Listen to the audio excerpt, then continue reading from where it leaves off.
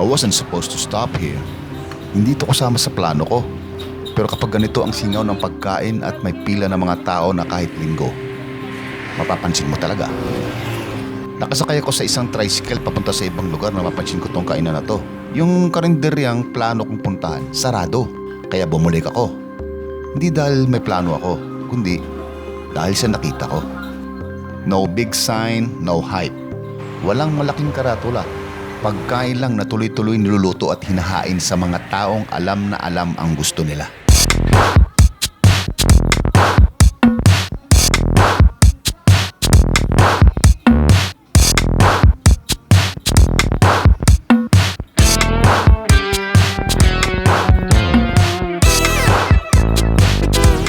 Tinawan sa nato nagsabaw sa balbakwa, baby.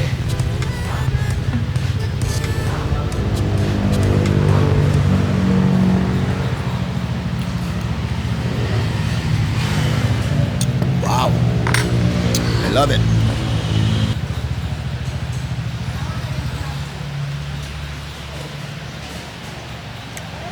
Ganiha when I went out the house, wadi ko kabalo kung asa ko moadto.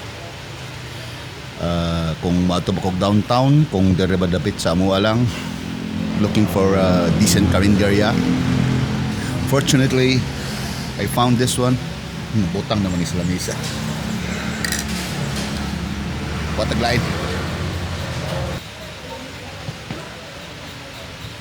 Fortunately, I found one. Tashing's Eatery. Diri ra ni dapit sa amuha ang lugar. And ang akong gi-order yun, the very favorite, my most favorite kare-kare. Pero tilawan sa nato ni balbakwa, lami kayo sa baw ba?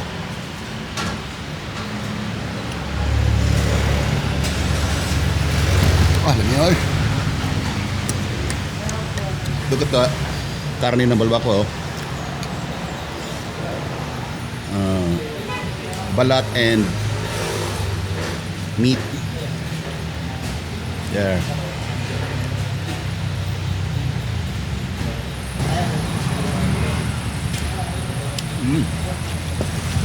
Sarap.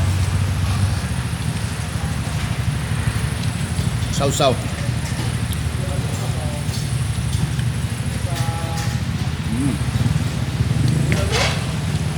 Sarap ang balbakwa.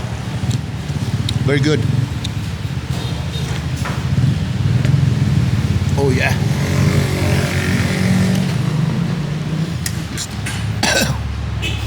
Tokan ko sa sili da. Galawgaw.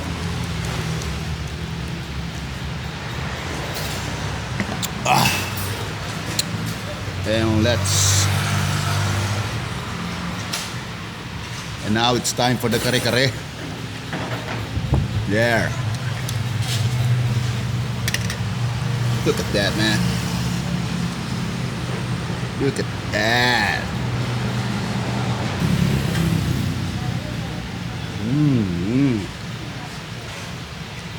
So good. Sarap. I'm very hungry.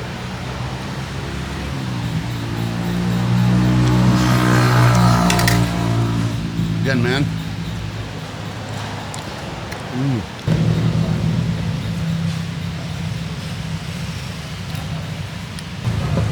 I think we're gonna use it with our bare hand. But man, look at that.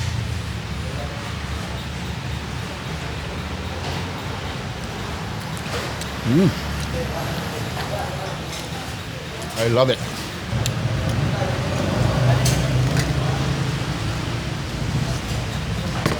Oh yeah.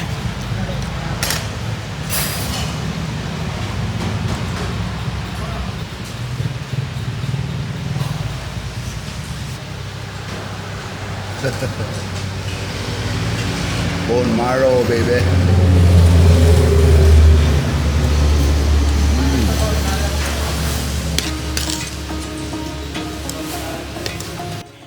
Ang mga ganitong lugar na nabubuhay dahil sa mga taong paulit-ulit bumabalik. Walang nakataas na cellphone, mga taong kumakain lang. Tahimik, kampante. Hindi ako pumunta rito para gumawa ng content. Kasi alam mo, minsan ang pagkain yung unang nakakahanap sa'yo eh. Oo, nakita ko siya. Pero sigurado ako yung unang nakita niya. Si Tashing's Eatery.